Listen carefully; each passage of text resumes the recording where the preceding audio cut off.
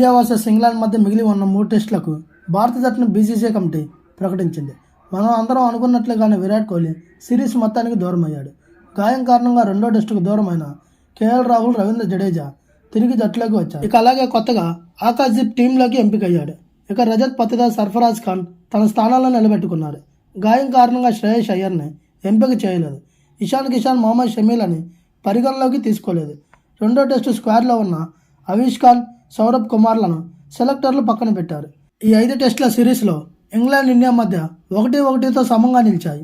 ఇక అలాగే తన వ్యక్తిగత కారణాలతో టెస్టు సిరీస్కు దూరమైన విరాట్ కోహ్లీ నిర్ణయాన్ని తాము గౌరవిస్తామని బీసీసీఐ వెల్లడించింది. కేఎల్ రాహుల్, రవీంద్ర జడేజా విషయంలోనూ తొందరపాటు చర్యలు తీసుకోవడం లేదు. మూడో టెస్టు నాటికి ఫిట్నెస్ క్లియరెన్స్ వస్తేనే వారిద్దరిని జట్టులోకి ఎంపిక చేస్తామని తెలిపారు. ఇక మూడో టెస్ట్ మ్యాచ్ రాజ్కోట్ వేదికగా ఫిబ్రవరి 15 నుంచి ప్రారంభం కానుంది. ఇక మొత్తంగా టీమిండియా ఎంపిక చేసిన స్క్వాడ్ ఇది. Rohit Sharma, Shubman Gill, Yashasvi Jaiswal, KL Rahul, Rajat Patidar, Sarfaraz Khan, KS Bharat, Ravindra Jadeja, Ravichandran Ashwin, Jasprit Bumrah, Axar Patel, Washington Sundar, Kuldeep Yadav, Mohammed Siraj, Mukesh Kumar, Akashdeep. ఈ వీడియో కనుక మీకు నచ్చినట్లయితే please like, share and subscribe.